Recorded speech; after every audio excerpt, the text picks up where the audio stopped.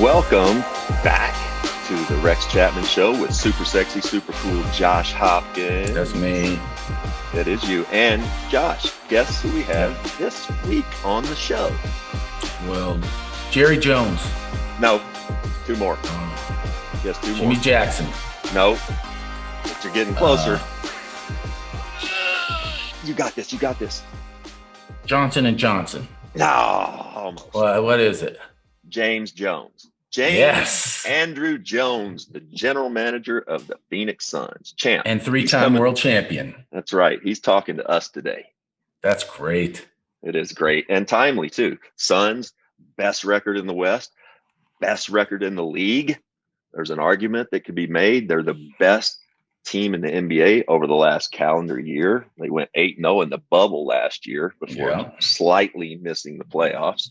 And looks like, they're on track to possibly secure a top spot in the West. How about that? He could possibly be the GM of the year. I mean, possibly. It seems like a one-horse race. Who else is it? I don't know. I was trying to think earlier. The Knicks. I mean, you got to have some consideration, but I think it is a one-horse race. The Kentucky Knicks. Yeah. But anyway. I can't wait to meet him. You've only said the best things about him. I've never, met him. And everyone says he's super intelligent. And of course, he's known as one of the all-time best teammates, locker room guys to ever play in the league.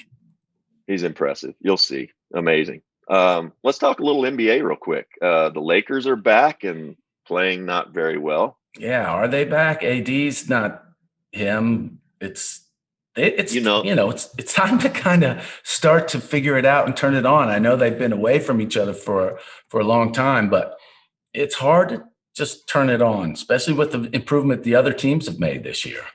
And the older you get, the harder it is to turn it on and off.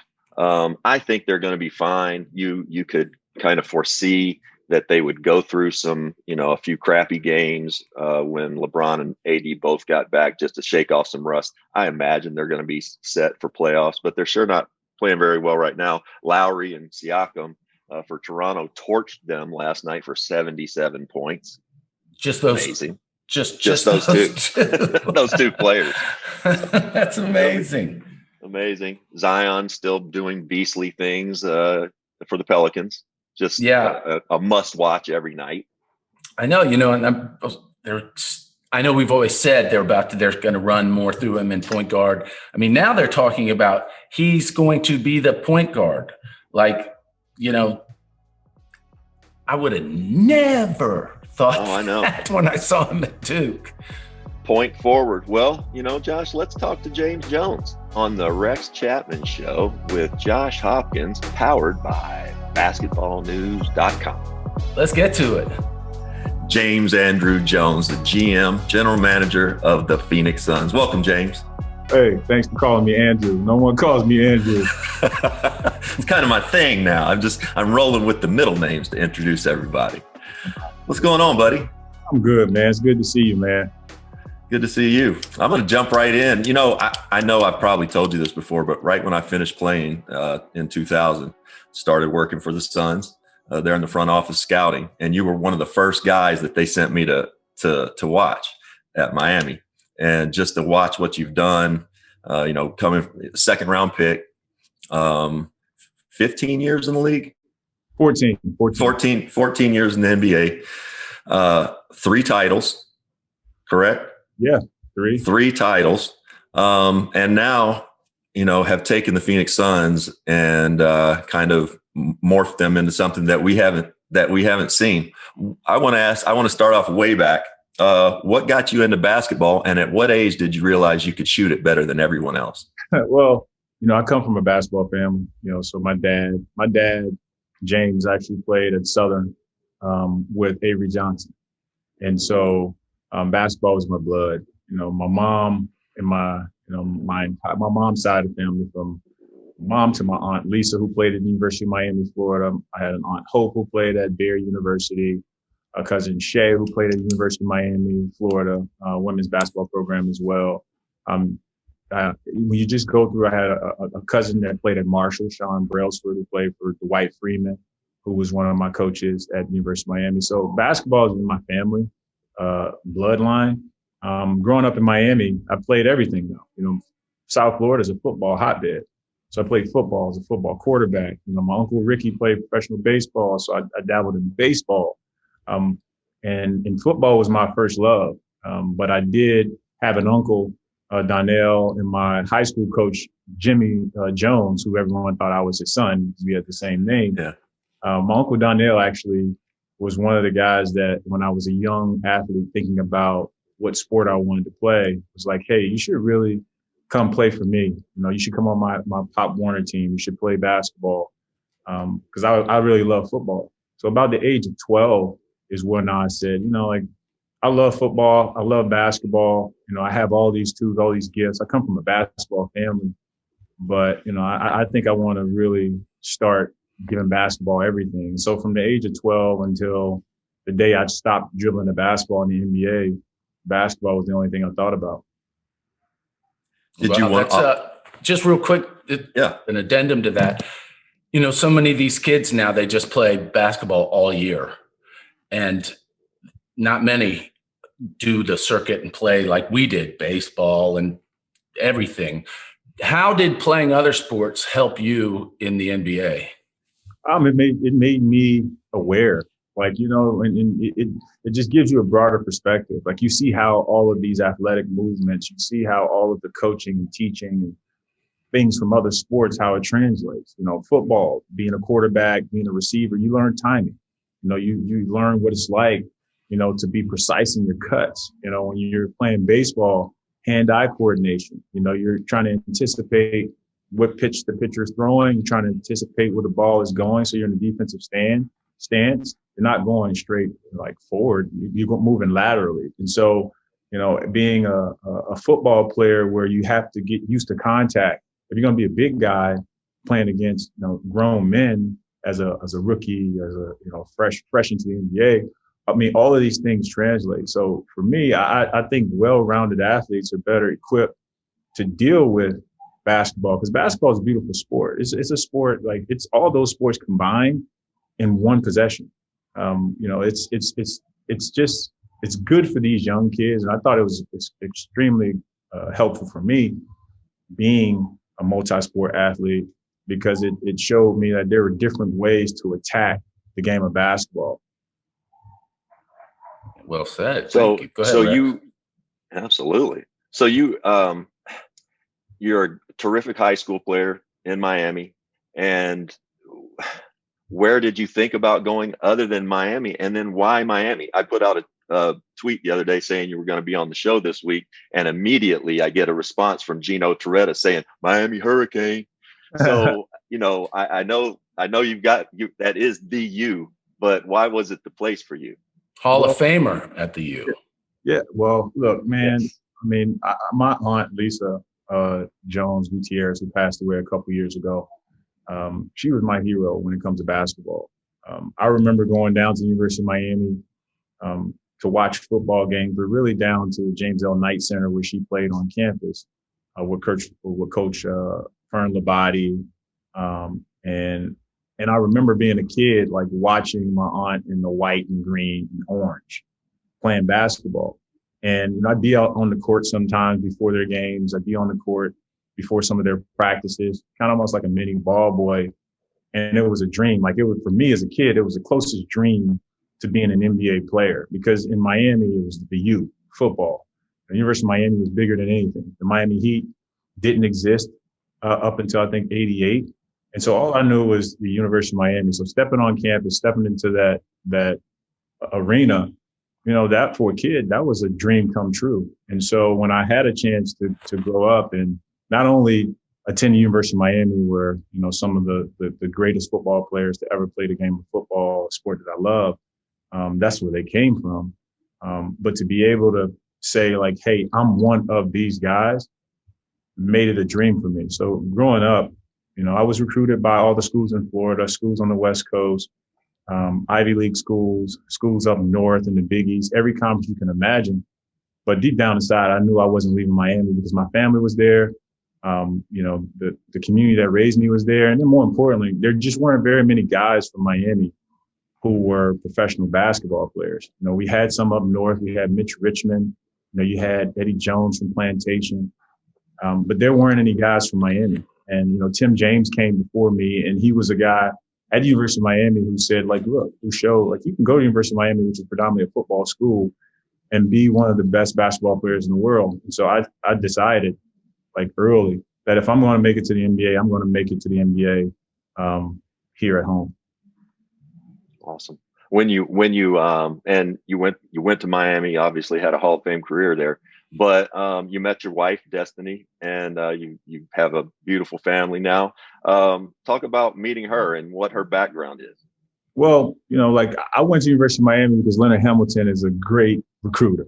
He recruited me at Kentucky. I already know. Man, Coach Ham, he laid it on me. He told me, you can come to University of Miami, and I promise you, you're going to leave here a better man, a great person, and you'll be ready for anything. Little did I know, it would lead me to staying in college in Miami, and I get a chance to meet my wife, Destiny.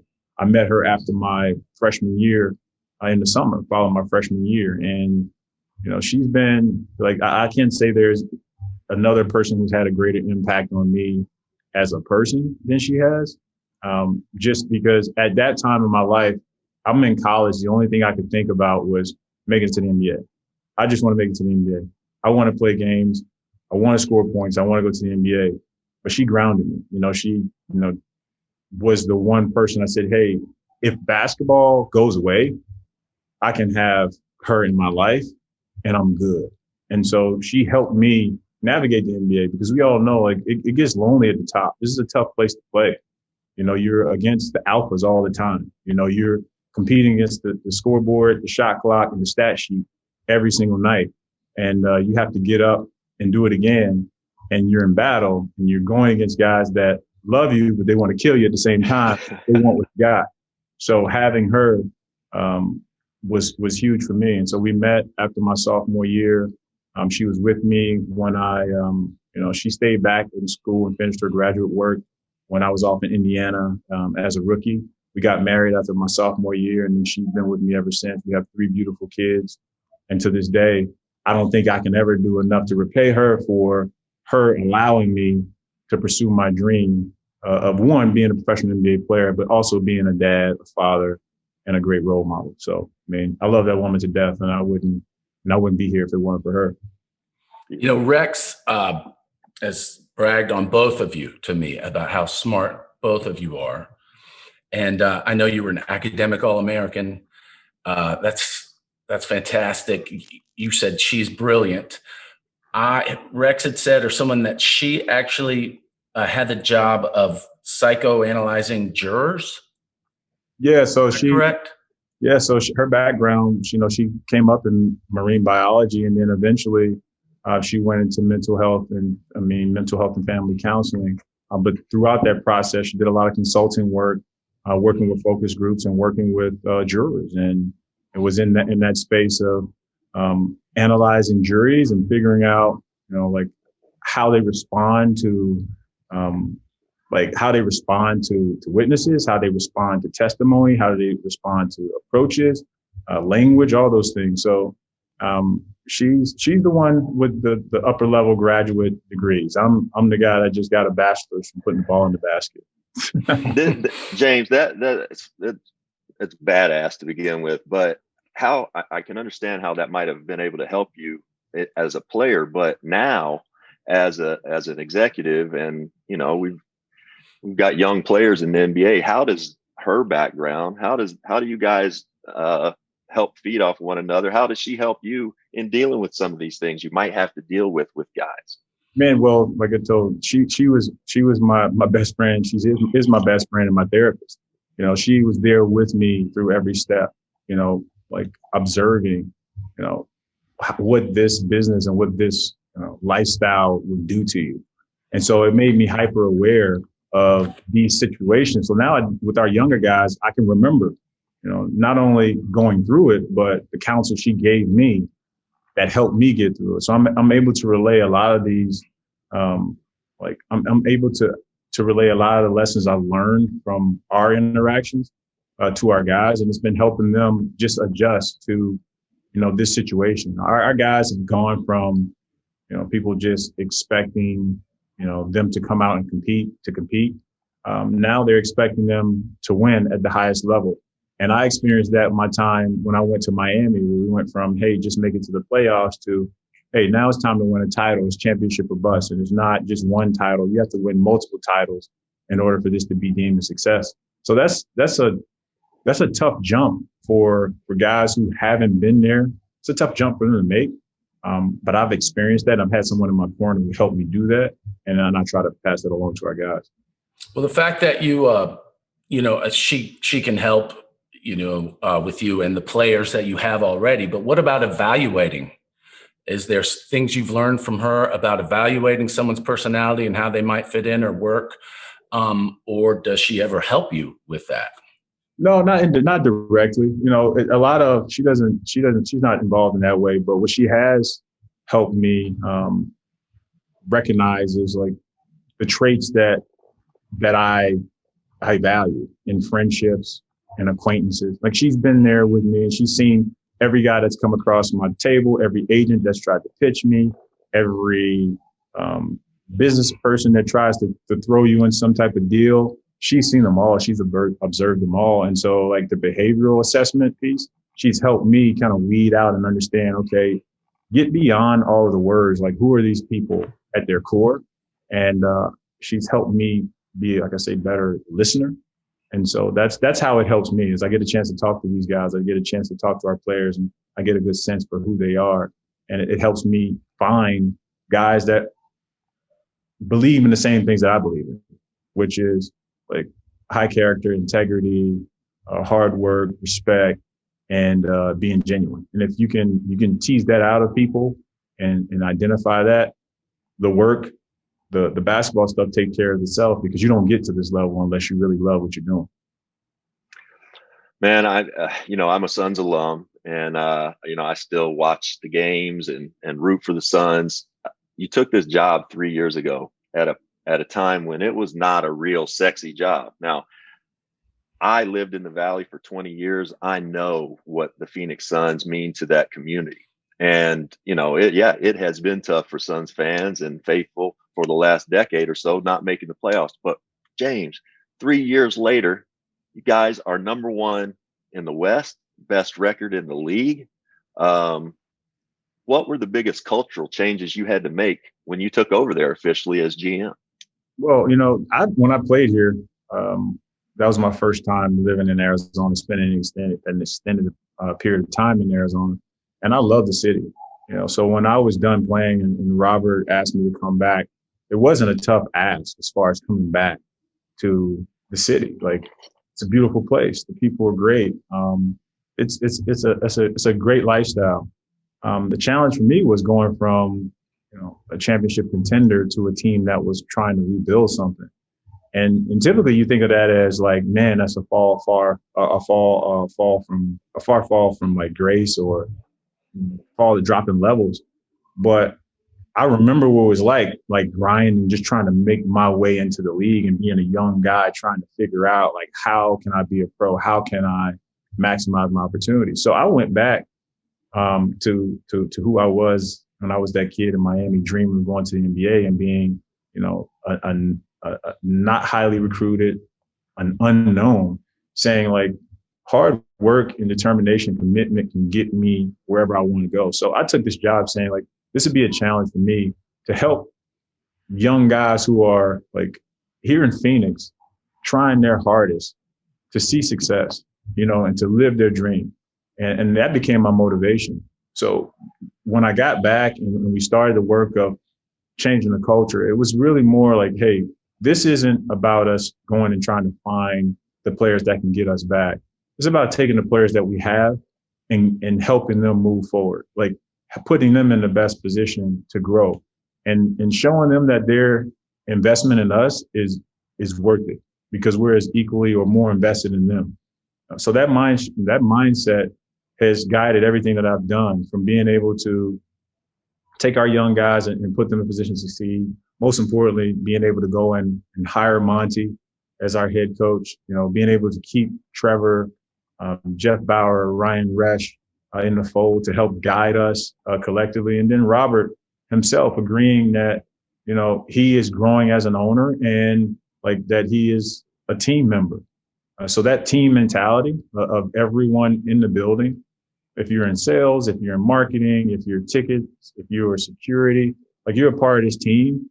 And our job, my job, Son's job is to help you optimize your opportunities and grow, to invest in you. So I actually brought like a crazy, if you think about what Robert is, he's a banker. You think about finance, you always talk about investment. And so our mentality has been, let's invest in our guys. Let's give them every resource from a new practice facility to all the technology you can imagine. Let's give them the best food programs. Let's give them the best wellness programs. Let's give them the best that we can. Maybe not the best that's available, but the best that we can to help them, improve. And that's where, that coupled with Devin's growth and adding Chris, which was huge for us.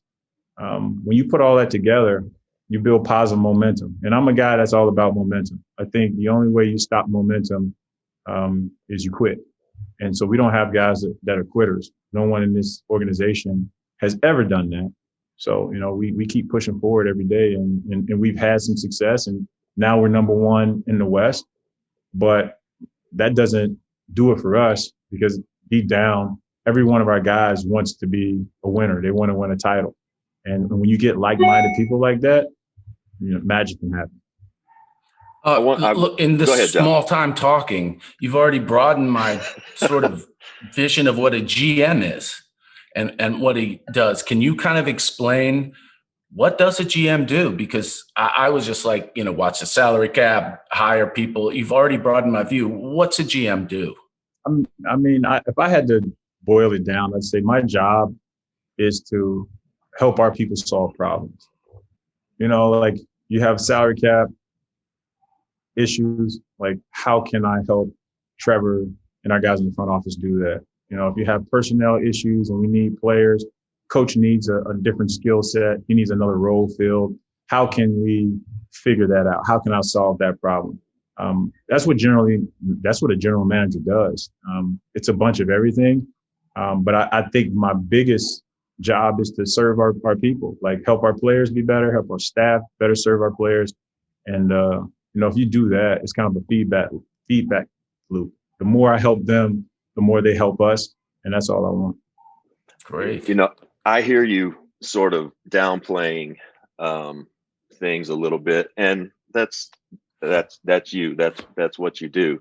There are a lot of GMs that get jobs and they go to the owner and say, we need to do this. We need to improve the facilities, and we need players, and we need all that. And they get those things, but they don't turn anything around. You guys have done it. And I want to talk more about the players in a minute, but the very first thing that you did was you went out and got your coach, Monty Williams. Please talk about Monty for a minute. Well, it wasn't hard. I played for Monty when I was in Portland, and I know the type of man he is. I know the type of servant coach he is. And, you talk about going in and asking for things. We can ask for a bunch of things, but that's not the answer. The answer always comes back down to the people. And so I realized and I recognized that earlier was I needed a coach who cared more about the people than his record and the position. So if you ask Monty, like, what's the job of a coach? Is like, to help my guys, help my staff, help the team, help our group, just help and build our program.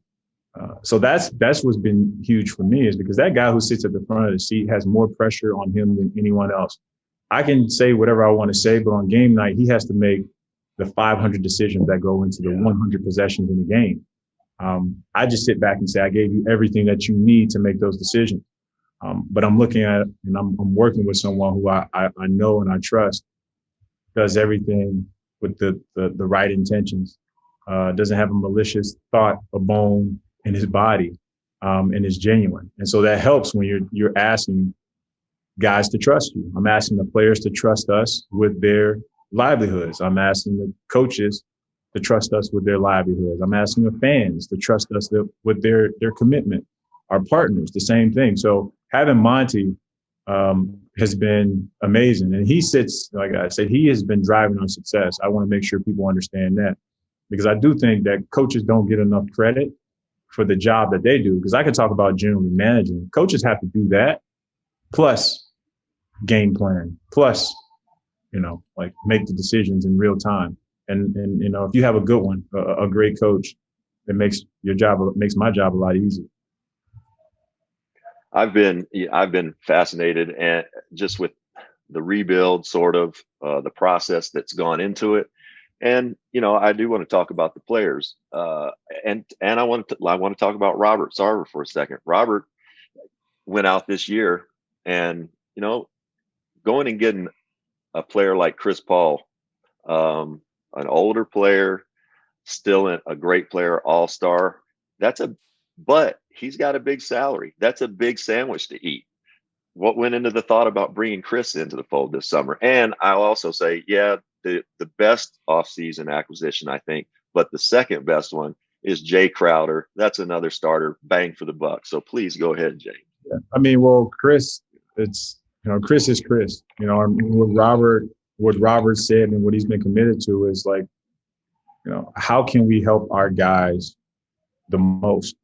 And when you look at Devin, DeAndre, Mikal, Cam, Dario, we have all of our guys. Like when you talk about all of our guys, Robert's focus was like, how can I help these guys the most? Like these guys are committed to giving us everything. How can I give them everything that they need to succeed? So go get the best coach you believe can coach this group, and then go and get the best player that you think can help us the most. And luckily for us, Chris was available, and what we had built was something that he respected, and he felt like, hey, I could thrive there. So going and getting Chris, that was Robert saying, hey, whatever it takes to help our guys, I want you to explore and I want you to get it done. It's just that simple. Wasn't complex, wasn't anything beyond saying he understands that for young guys, they need leadership. And, that's been my charge. Go and find us leaders that can help our young guys reach their potential. And then you talk about Jay Crowder. Robert was a driving force behind Jay Crowder. Robert's watched Jay Crowder, played against him, didn't like it, because Jay's a real tough team first guy, but he just always saw Jay's competitive spirit for the team. And he felt that after years of having an environment where young guys are trying to prove themselves, and by nature, young guys are selfish because they're just trying to find their way and they have to worry about themselves to make it to the second contract. Robert was like, I want someone who's beyond that. I want someone who's above that. I want the best teammate, the best competitor we can find, that will give our group the toughness that we need. And that was Jay. And so same thing. Robert was like, hey, whatever it takes to get Jay Crowder, I think we should do it. And we got it done. So without those two guys, we wouldn't be where we are today, because they are our starters. They are the guys with experience, but they're two of the best teammates these guys could ever hope for. Dude, speaking of Chris Paul, real quick, yeah. Because obviously he's an all-timer and an all-time competitor and a team guy. I mean, he'll scrap, he'll get into it. He gets up on people. How much of his talent has been really the turnaround? How much has it been his leadership? I know it's both, but which trumps the other? You know what is crazy? He's balanced because we need them both equally. If you watch the way he plays, Chris has the ability to give us exactly what we need when we need it. And there are games where it's just leadership, just talk the guys through and let them go there. And then you'll have another game like we just had recently in New York where he's like, my talent needs to take over this game for us because our young guys aren't ready for this moment yet. And he sure did. He's been doing that. He's been doing that all year. And so every time I want to look and say, hey, you know what? Our young guys can carry us and Chris is leading us. I'm proven wrong the next day when it's like, hey, we need Chris's talent. We need him to score. We need him to dominate for us to even have a chance. And like a fighter, he answers the bell every single time. So that's why he's unique. That's why he's one of the greats. because I don't think there are very many guys in the league that can do what he does as consistent. He can do the things that he does on a consistent basis when it's called for inconsistently, if that makes sense. Sure. Because it's not the same thing every night. Our young guys, we're having games where 3 of our guys are really, really scoring and he doesn't need to do anything. And then we'll have games where those guys are great in the first quarter and it looks like they're headed towards a good night.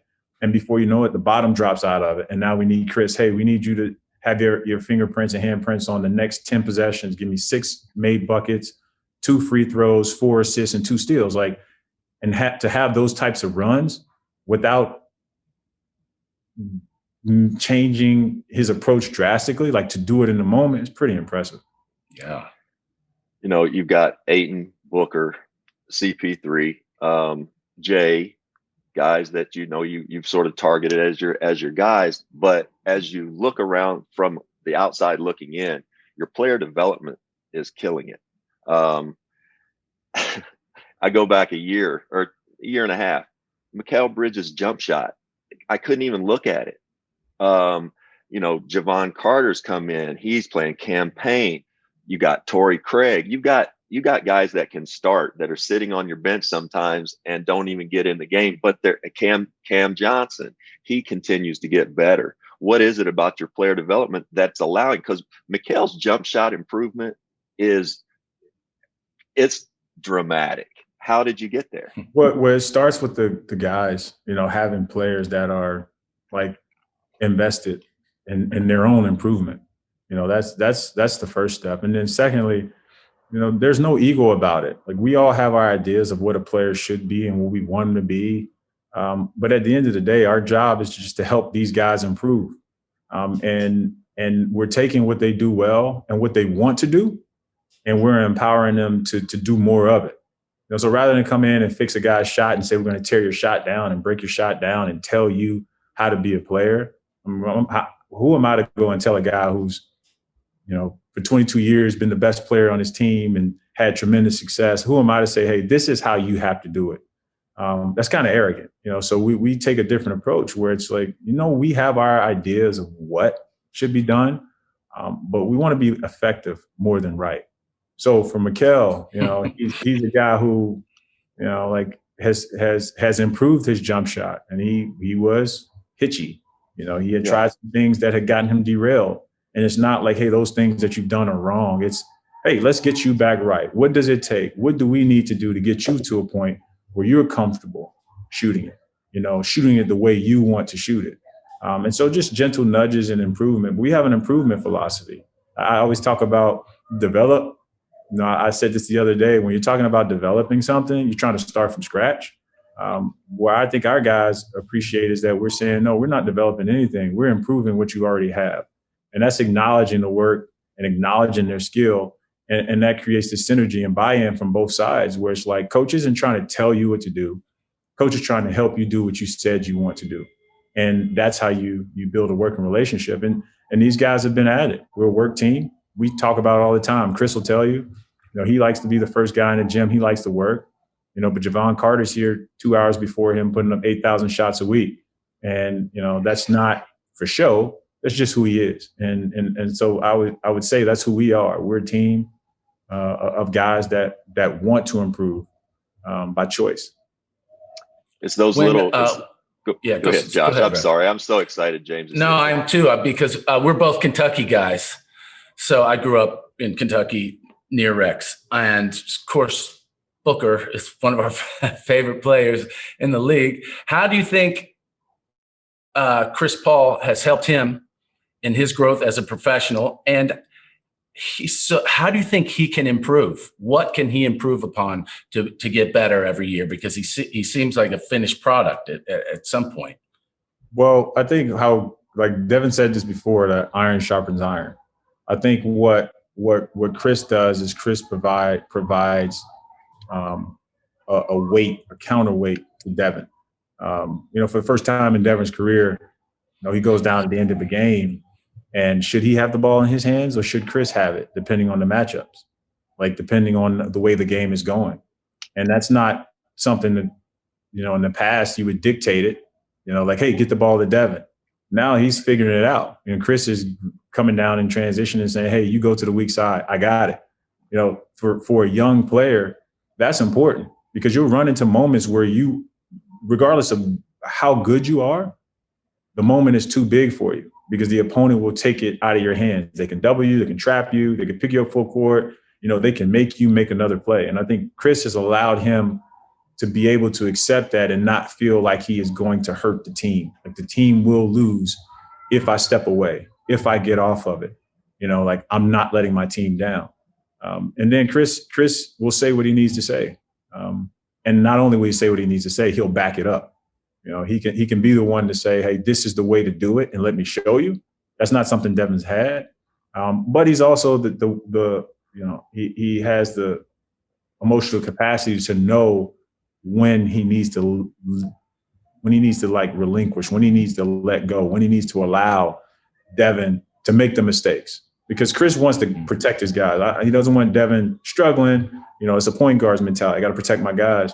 But he's done a good job, too, allowing Devin to take control. And so when you talk about Devin as a player, how can he get better and continue to grow? There's still that emotional maturity that has to happen. You know, the emotion of the game, the pressure of the game, the competitive nature. You know, like I think we still have ways to improve.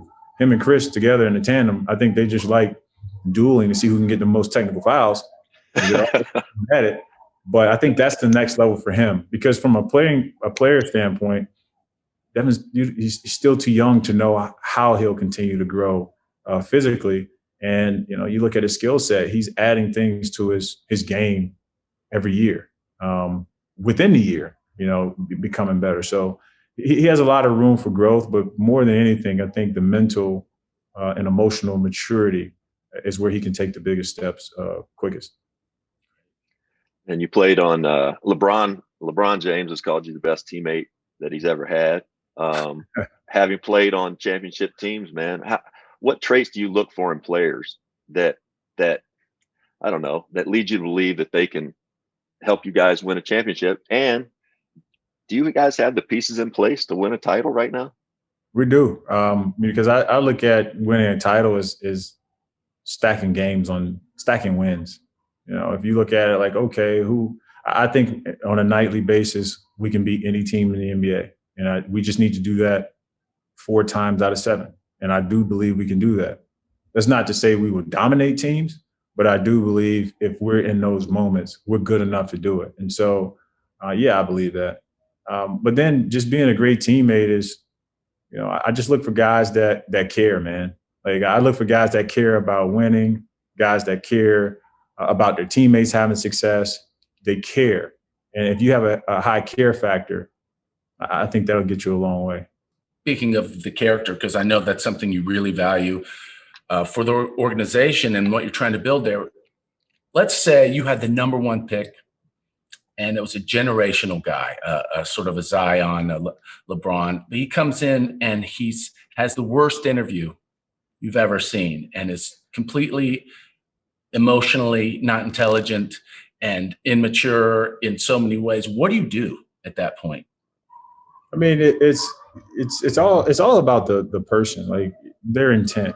Like these young, like we ask, you know, we talk about it a lot. We ask these young guys who are 18, 19 years old, when you're talking about the one and done or the, you know, prep guy, we're asking guys that are 18 or 19 years old to come in and be the face of franchises, to come in and be the guy that everyone points to when things go poorly, the one guy that everyone points to when things go well. And, you know, they're always the guy in the world's best league against the world's best players, 82 games a year.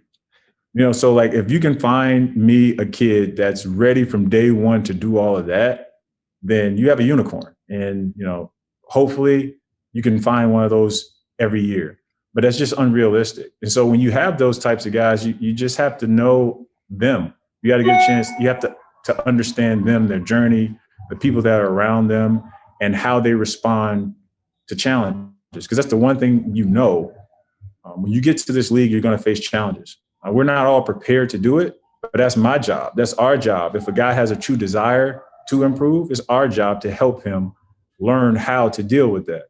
And so outside of just being a bad guy, like there are certain things that I don't stand for, we won't stand for. The list is like, very few things, but you got to respect people, you got to be a good person. You can't be malicious. None of this domestic violence stuff. Like there's just some non-negotiables. Outside of non-negotiables, they're young kids. These are young men. These are people that need guidance and leadership. And I just believe our program is built for that, to help guys improve in those areas if that's the one thing or the one area that's holding them back. All right. You spent time in Miami. Some of your best years team-wise were in Miami. What have you taken from Eric Spoelstra and Pat Riley and that culture down there and brought with you to Phoenix? They have a philosophy of what their teams will do and what it should look like. They have a process about how they do their business, and then more importantly, their people. Like when they talk about it. When you walk into those doors, you step into that building, like you are Miami Heat. Like for good or for worse, you choose to come into that building. You choose to be a part of that culture. And that's what I've learned. Like you have to create a culture that resonates with the people you ask to partner with you, the players you ask to come and join you. And you just have to be authentic. And when things get tough, you have to live up to it. You have to talk about it. Nothing's perfect, but they're about winning. And they don't hide it. They want to win. And so that's what I took away from that. It's like, yes, the game itself. The games will take care of themselves, but if you bring people who are about winning, you create the type of environment that's attractive to all those guys and all those players and all those people that are seeking that type of environment. How good was it for you now being a GM, having played with or for Pat Riley? I mean, it's been great. Like honestly, that Miami experience for me shaped me in more ways than people could ever imagine. Like I had the journey. My arc there was different. I came in as a free agent expecting to play. I got hurt. And then they added the big three, and we added Mike Miller and Shane Battier and Ray Allen. I go from a guy that's a rotation guy and projected to be a rotation guy to a guy that's a fringe rotation guy, some DNP sometimes. And so being uneven didn't really bother me as much because I was playing amongst some of the greatest basketball players to ever play the game. Mm-hmm. And so it was humbling, and at the same time, it was enlightening to understand that even if I wasn't playing, I had a chance to impact some of the world's greatest basketball players. And that helped me shift my mindset even further to, like, how do I help my team? Like, how can I improve as a player, as a professional, so that I can help my team win? And how can I help LeBron? How can I help D Wade? How can I get out of myself? How can I help Spo? How can I help, like our rookies? It became less about me, because just thinking about myself and worrying about me wasn't going to improve my chances or help the team. Like the team needed me in a different capacity. So it made me mature, and it made me accept that in order to win, sometimes you have to take a step back. And I did it, not because I wanted to, but because the guys in front of me were just good. And I had to accept it. That's you got to let go of the ego at a time like that. That's what you got to do when LeBron comes in. Because our egos get us here. Like I got to the NBA because of my ego, feeling like, I will be that guy out of Miami to make it to the NBA. I will be the greatest basketball player to ever come out of Miami. And Udonis Haslem took that from me. Shout out to you. But that ego helps you get there. But it won't keep you there, because now you go up against guys that not only have the ego, but they also have the game to back it up. And at some point you just can't compete. I want to brag on James for a second. I don't even know if you'll remember this, James, but it was about 3 or 4 years ago, I think. You were with Phoenix, and I bumped into you in Las Vegas, and I was standing with you on the court watching your players warm up. And for people that don't know, in pro sports, it's a terrible term. I remember because when I first got done playing, I remember somebody asking me, "What's his number?" Talking about a player, and meaning how much money does that guy make? And I was standing there with you, and I asked you, I said, "What's his number?" And you looked at me and said, I try not to do that here. And I said, I'll make a guy a number, because he said, yeah, it just kind of dehumanizes them. Please, it's brilliant. And this is just part of the culture. Please talk about that, James. I mean, well, I was, like I played, right? And you hear in sports, they talk about players, and they talk about players in terms of value, asset, contract value. And it becomes, they call guys assets, right? Like, he's an asset, trade asset. And it always rubbed me the wrong way, because I was like, man, is that my value? Like, when people see James Jones, is it James Jones? If James Jones is on the minimum, he's of minimum value. If James Jones is on the maximum, he's of maximum value, like his number. So he's a $30 million guy. It had nothing to do with who I am as a person. And it just made it cold. And so I always said, like, look, it is the business, but I see people first. I see those guys, those players who are in the gym grinding, working, trying to be better to help their teams. I don't see them as, what's his number? So, because we're people, we're people first. You ask any of these guys, like, you ask any of these coaches, like, we're people first. I'm a person who loves the game of basketball, and I try to play it to the best of my abilities. I want you to see me as a person first. And I just think for players, they appreciate that, because when things are good, like, they're good. But when things are bad, like, who wants to be a number? Like, I want to be like, hey, James is having a bad night, or a bad year, or bad, season, or a bad stretch. I don't want to be like, man, he's 14 million. He's worth 14 million. Like, man, he sucks. That's how it works in this business. Right. So right.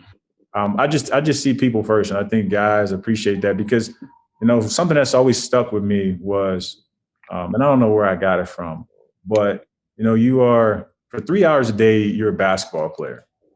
Who are you the other 21 hours a day? Like, I'm not playing games. I'm not shooting hoops. I'm a guy that's trying to work on my craft. I'm a father. I'm a brother. I'm a husband. Like, I'm all these other things 21 hours out of the day. That's how I see my life. That's how I see players. And so that's why, I always tell you, like, hey, man, he's an asset. I'm like, no, he's a person. Beautiful. Just beautiful. Okay, so I don't want you to talk about the West right now. Real quick, what are your thoughts on the East, the Eastern Conference, as you look at Brooklyn and Milwaukee and Philly, Miami? What do you think about the East right now? Man, the East is fun to watch, man. Like, I'm so deeply ingrained, and I'm watching the West Coast all the time. So, that's what all my basketball happens, is in my backyard. I have to be very aware of what my opponents are doing. But when I talk about the Eastern Conference, like, you have some young teams like Charlotte over there that are playing really, really well. You have Philly, with Embiid and Ben Simmons, and Tobias, what they're doing. Brooklyn, they're playing extremely well, but they haven't had all of their guys together. Miami's starting to pick it back up. Atlanta with the change to Nate, so when you look at the Eastern Conference, because I'm not very familiar with it, like, intimately every day, it's fun to watch basketball. And there's some really good teams and some really good coaches. And, what Washington is doing, man, it's fun to watch.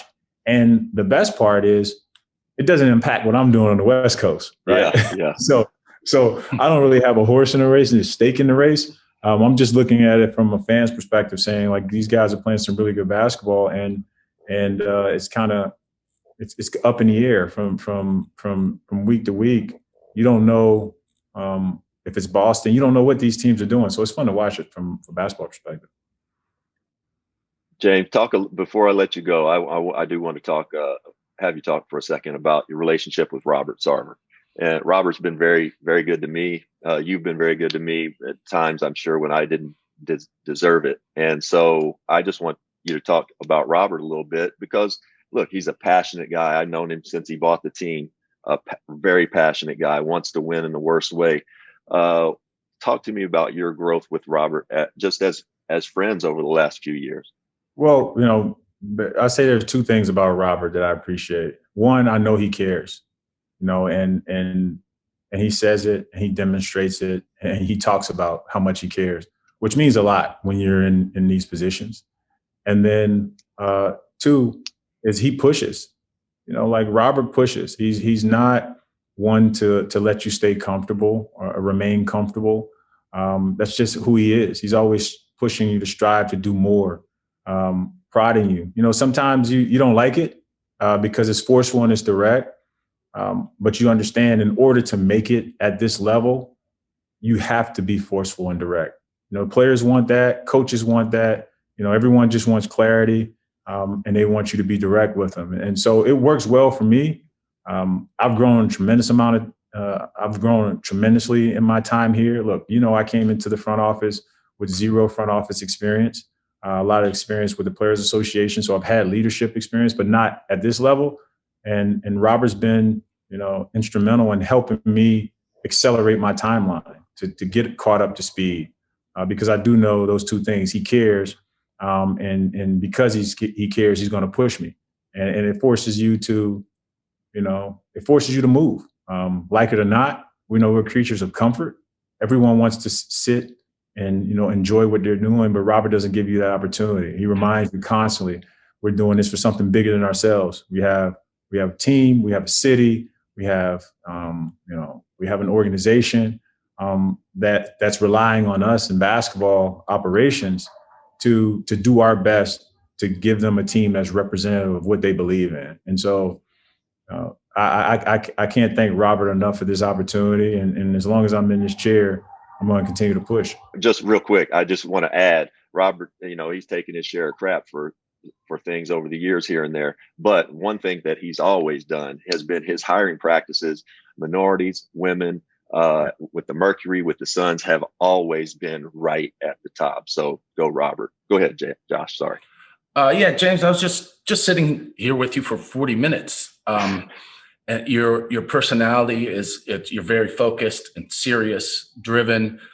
What do you do to relax? What makes you laugh? What do you do to kick back? And when you're trying to get away from basketball, what makes you laugh? My kids, I sit back. I'm a quiet person, right? Like I'm a quiet person by nature. Just growing up with my mom, my mom was a single mom until I was like 11. She met my stepfather. They got married when I was around 11. But my early years were spent with my mom nursing at night. So I'm at my grandparents' house by myself. My parents are there, my grandparents are there, but I'm up at night looking up like by myself, playing basketball, being a basketball player in a football city, going to the parks, playing basketball, dribbling my basketball, and by myself. So basketball for me has always been like my outlet. And so now that I'm doing this in this capacity full time, basketball no longer is my outlet. My outlet, my kids. So when I sit back and I watch my kids. My daughter plays softball. I watch my son play basketball. I watch my younger daughter play volleyball, and I'm sitting up in the stands. And those are the times when I can sit back and laugh because I can see myself and I can see them enjoying it. Because as much as I did it as a kid, I did it with a driven purpose. Like I played basketball. I wanted to make a better life for myself. I wanted to make a better life for my family. I wanted to be that guy out of Miami to make it. So I was laser focused. And now I'm in a position where they don't have to do that, where they can enjoy that journey towards greatness. And so that makes me laugh because in a lot of different ways, I think it's funny. You go your entire life pursuing something. And then once you've pursued it, you look back and you say, man, I wish I could have enjoyed that journey a little bit more. And that makes me laugh because that's just the dichotomy of life, right? Like, right. Get something, you realize, and I had this conversation with my wife last night, once you attain something, only at that point do you realize how much you sacrificed. And so for me, in some crazy, strange way. I think that's pretty funny. That success a lot of times means that you forget to live. But that's for me. Like watching kids across the field kind of stumble their way around. I get a chance to see a lot of myself in that, and that's pretty cool. Yeah, that's a beautiful thing. Now, you said you didn't really enjoy it. Now you get to so thoroughly enjoy it through your kids. Congratulations, because that's pretty fun. Oh man, thanks so much. I appreciate it. And that's the joy of being a parent, man. Like that's what I said. Being a husband and being a parent are probably the two greatest things that I can reflect on. And this part is fun though. Basketball, and the reason this is fun for me is because for like a good stretch, for the first time in my life, I can look back and I can say like I'm helping people achieve their dreams, like and that feels good. Absolutely. James Andrew Jones, thanks for joining the show. Are you in the new building there? Yeah, I'm in the new building. I'm here right now. It sounds like y'all got a kickball tournament going on. Oh no, so the Mercury is practicing. So I'm upstairs in the Mercury in the building practicing. So I get a chance to watch them too. Watch Sandy, Coach Diana and Skylar, and they're out there getting after it. A couple questions right before you go. I'd like to ask, what's your favorite movie? Of all time? Yeah. I've always gone back to Saving Private Ryan. Wow. Tom Hanks. Well done. It was a really good movie. And as much as I try to get away from war movies, I always go back to that movie because it was really good, really well done. Pretty. It's one of my all-time favorites. Do you have a favorite actor? I don't. I don't have a favorite actor. I don't. I mean, at one point, I can see you trying to think of it. because I don't watch a lot of movies now, but back in the day, Tom Hanks was a really good actor when we talk. Saving Private Ryan, and you talk about Forrest Gump, Road Tradition, like a lot of those movies. So I'm with you. Green Mile. Green Mile is one of my favorites. Yeah, Tom Hanks. I would say Tom Hanks was a stud. Last question: if you could sit center row, first row in the center, to one music act or somebody, concert, anything, alive or dead, if you could do that, front row center, who do you think it might be? It would actually be a boxing match. I'd want to watch Muhammad Ali fight. Yeah, great answer. Fantastic. One of the greatest to ever do it. I had a chance to meet him when I was in Portland playing in Portland. Our homeboy. Yeah, when he was older, I met him in Portland, and he was bigger than life, and at the time, the things that he did at the time, you can't appreciate it. I can't fully appreciate it. I wish I could be there to appreciate it, if that makes sense. Oh yeah, it's a great answer. No doubt. James, continued success to the Suns. Continued success staying healthy the rest of the year. Come back and talk to us after the playoffs, maybe? Will do. I'll talk to you at some point at the end of July. All right, buddy. There you go. Thanks, James. All right. Thanks, guys. Man. Thanks for being here. Appreciate it a lot. You got it. Anytime. All right, Josh. Well, there's James Andrew Jones. Thoughts? As an impressive human being as I've talked to in a while. You said he was intelligent, but I didn't know he makes me feel bad about myself. He's so disciplined, intelligent, and just seemingly a wonderful person. I was feeling bad for you, thinking about how stupid you must feel. I mean, he makes me feel stupid. He's got to make you feel really stupid because you're stupid. Great point. You're an empath, and you had to be thinking about me at the time about how bad I felt. He's so smart. You know what we should have done is had him. Oh, we didn't do book club. We should have had him give us some recommendations for book club because he's read everything under the sun. Speaking of he's a voracious reader. I'm sure he seems it. Speaking of that, let's jump into it. Let's jump into book club. Have you read anything this week? Nope. Yeah, me either. That's been book club. Yeah, man, he's focused. they got the right guy seemingly, Yeah. and he's a character guy first. That was very clear. It's good to see my Phoenix Suns back in the playoffs for the first time in a decade. We'll be watching closely. Guys, that's it. Rex Chapman Show with Josh Hopkins, powered by basketballnews.com. Same time, same place next week. Subscribe, rate, and review.